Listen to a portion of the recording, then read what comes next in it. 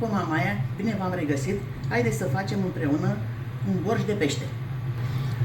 Am aici morcov, ardei capia, ceapă verde, albitură. Multe m-ați întrebat la ce zic eu albitură. Rădăcina de pătrunjel. Felină, păstrănac, sălim puțin legumele. Punem și un pic de sare să se moaie bine legumele. Completăm cu apă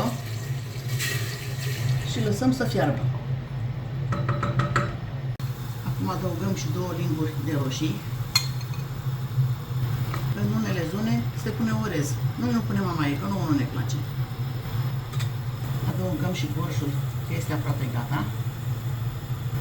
Bucățile de pește. Asta așa o pun întreagă. Să o pun într-un castron mamaie separat. Fiermem decât 10-15 minute ca să nu se sfărâme. Adăugăm și leușteanul, că cioclița este gata. Asta îl pun așa în mijlocul mesei. Vă pupăm mamaia, să nu uităm să fim buni și să fim bine cu toții. Poftă bună!